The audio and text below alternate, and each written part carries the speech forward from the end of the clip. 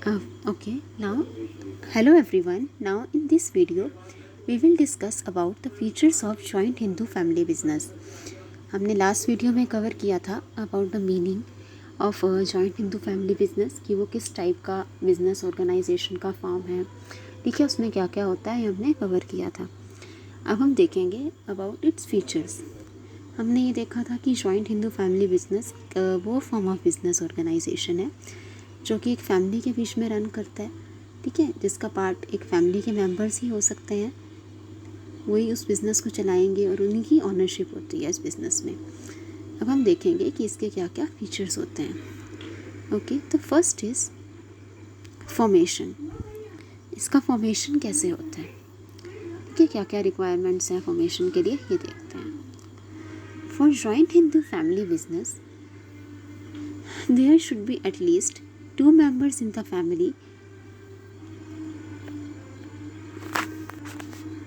Okay, for joint Hindu family business, there should be at least 2 members in the family and ancestral property inherited. Joint Hindu family business के लिए कम से कम 2 लोग होने चाहिए एक family में, एक परिवार में। अगर वो बिज़नेस करना चाहते हैं तो कम से कम 2 लोगों का होना ज़रूरी है और एंसेस्ट्रल प्रॉपर्टी होनी चाहिए। ये बिज़नेस जो है वो एंसेस्ट्रल प्रॉपर्टी के बेस पे ही होता है। एंसेस्टर की जो प्रॉपर्टी है, पूर्वजों की, फोर फादर्स की जो प्रॉपर्टी होती है, उसी के बेसिस पे ये बिज़नेस किया जाता है, ठीक है। Membership is by birth. यहाँ पे मेंबरशिप बर्थ से होती है। जो भी पर्सन उस फैमिली में बर्थ लेगा, बॉर्न होगा, ठीक है, जो भी पर्सन उस फैमिली में बर्थ लेता है वो इस बिज़नेस का पार्ट बनता है। इस बिज़नेस का उसका इस बिज़नेस पे पूरा राइट होता है, ठीक है, उस प्रॉपर्टी पे पूरा राइट होता है। तो ये है, फॉर्मेशन के लिए कम से कम 2 लोगों का होना ज़रूरी है फैमिली में और प्रॉपर्टी होनी चाहिए ancestral property. Liability, second point is liability. अच्छा, एक बात ध्यान रखिए कि पर्सनल प्रॉपर्टी के बेसिस पे नहीं होता ये बिज़नेस, इसके लिए एंसेस्ट्रल प्रॉपर्टी होनी चाहिए, ये बहुत ज़रूरी है। अगर वो किसी की पर्सनल प्रॉपर्टी है, जैसे 2 भाई हैं तो एक भाई की अगर पर्सनल प्रॉपर्टी है उस पर बिज़नेस है तो वो जॉइंट हिंदू फैमिली बिज़नेस नहीं है। जॉइंट हिंदू फैमिली बिजनेस के लिए जॉइंट हिंदू फैमिली बिजनेस के लिए एंसेस्ट्रल प्रॉपर्टी का होना ज़रूरी है, ठीक है। Okay, the next point is liability. The liability of all the co personal members is limited to their share of property. Karta however has unlimited liability. तो जितने भी को पर्सनल मेंबर हैं, हमने देखा था को पर्सनल क्या होते हैं, कि जितने भी मेंबर्स होंगे उस फैमिली में, मेंबरशिप बाय बर्थ होती है, तो सबका इक्वल राइट होगा ओवर एंसेस्ट्रल प्रॉपर्टी। बिजनेस में सबका बराबर का हिस्सा होगा, ठीक है। तो जितने भी वो को पर्सनल है, कर्ता के अलावा जो मेंबर्स हैं वो को पर्सनल कहलाते हैं। Okay, the second point is liability. The liability of all the co-personal members is limited to their share of property. Karta, however, has unlimited liability.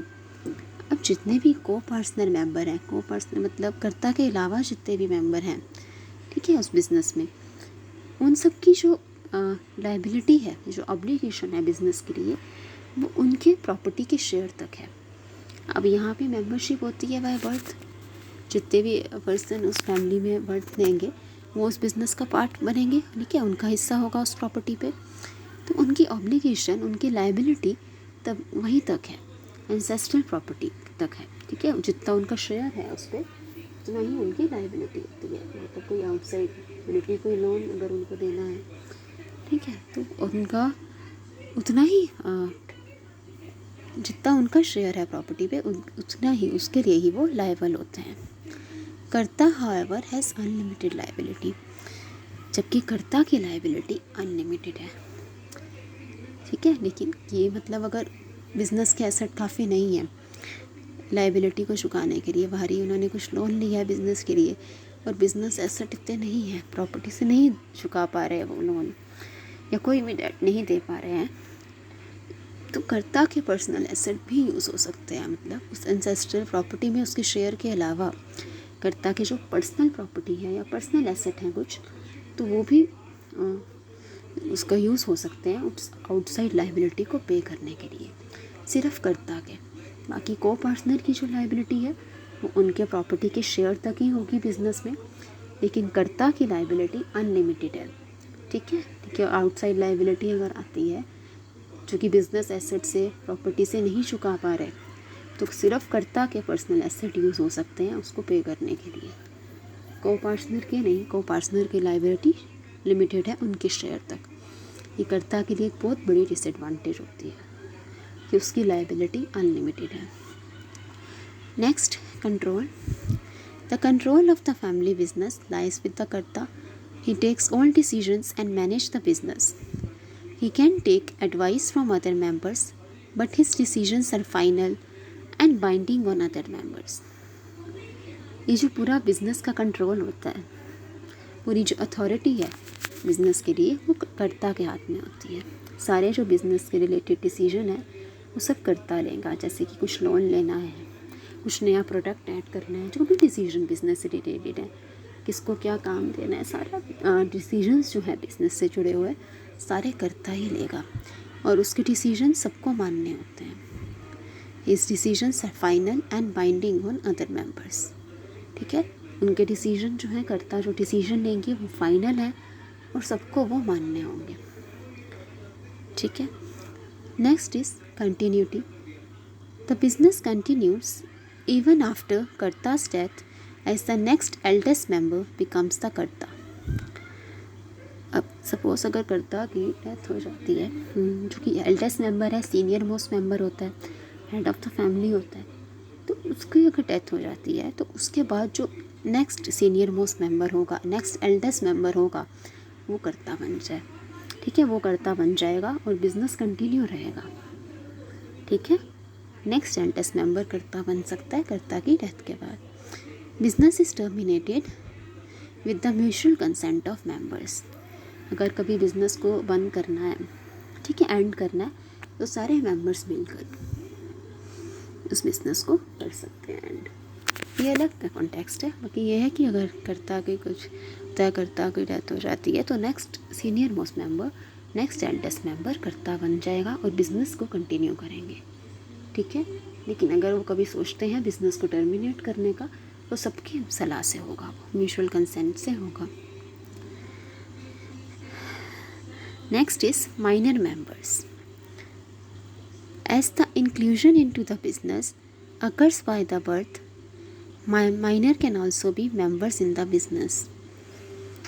अब ये जैसे जॉइंट हिंदू फैमिली बिजनेस है, इसमें जो इंक्लूजन है, इसमें पार्टिसिपेशन कैसे होगी? बिजनेस का हिस्सा कौन बनता है? बर्थ से बनेंगे। जो भी मेंबर उस फैमिली में बर्थ लेते हैं, फैमिली में बॉर्न होंगे, वो उसका पार्ट बन सकते हैं बिजनेस का, कोई बाहर ही नहीं बन सकता।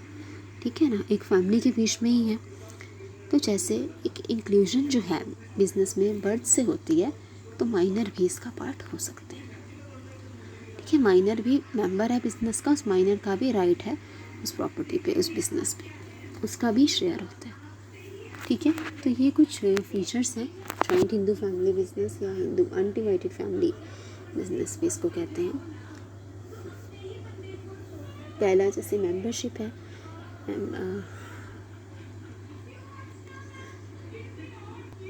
हाँ, तो ये कुछ फीचर्स हैं जॉइंट हिंदू फैमिली बिजनेस के। ठीक है, पहला फॉर्मेशन के लिए जॉइंट हिंदू फैमिली बिजनेस के लिए कम से कम 2 लोगों का होना ज़रूरी है उस फैमिली में, और एंसेस्ट्रल प्रॉपर्टी होना बहुत ज़रूरी है। पर्सनल प्रॉपर्टी पे बिजनेस नहीं होगा, एंसेस्ट्रल प्रॉपर्टी पे ही है। Membership is by birth. ठीक है, जो भी फैमिली में मेंबर बर्थ लेगा उसका पार्ट बनेगा बिजनेस का, उसका मतलब शेयर होगा उस प्रॉपर्टी पे, उस बिजनेस में। लाइबिलिटी, सेकंड पॉइंट, लाइबिलिटी को पार्टनर की लिमिटेड होगी उनकी शेयर तक, उनके प्रॉपर्टी में जितना शेयर है। ठीक है, बल्कि जबकि कर्ता की लाइबिलिटी अनलिमिटेड होती है। अगर बिजनेस एसेट काफ़ी नहीं है आउटसाइड लाइबिलिटी के लिए, तो कर्ता की पर्सनल एसेट भी यूज़ हो सकते हैं। ये कर्ता के लिए काफ़ी डिसएडवांटेज होती है कि वो सारा डिसीजन ले सकता है, पूरा कंट्रोल है उसके हाथ में, लेकिन फिर उसकी लाइबिलिटी भी अनलिमिटेड है। नेक्स्ट है कंट्रोल, कि मैंने कहा कि कंट्रोल सारा बिज़नेस का कर्ता के हाथ में है, सारे डिसीजंस वो लेगा, पूरा बिज़नेस वो मैनेज करता है। जो कि सीनियर मोस्ट एल्डेस्ट मेंबर होता है, ठीक है, और उनके डिसीजंस जो होंगे वो फाइनल होंगे और सबको मान्य होंगे।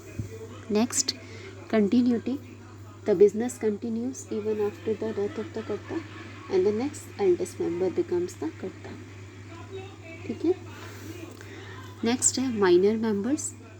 माइनर भी मेंबर हो सकते हैं बिजनेस के, क्योंकि मेंबरशिप इज़ बाय बर्थ। जो भी उस फैमिली में बर्थ लेगा, जन्म लेगा, वो उस बिज़नेस का पार्ट बन सकता है, ठीक है, उस बिज़नेस का मेंबर बन सकता है। तो ये कुछ फीचर्स हैं जॉइंट हिंदू फैमिली बिजनेस के जो हमने इस वीडियो में कवर किए हैं। आई होप कि आप सबको समझ आया होगा। फिर भी अगर आपकी कोई भी क्वेरीज हो, please let me know and thank you everyone for your support. Thank you. तो ये कुछ फीचर्स हमने कवर किए जॉइंट हिंदू फैमिली बिजनेस के। Thank you. आजकल क्या है कि जॉइंट हिंदू फैमिली बिजनेस इतना अब नहीं होता, क्योंकि अभी जॉइंट फैमिलीज बहुत कम होने लगी हैं। तो ये बिज़नेस थोड़ा अब आज के डेट में कम हो गया है।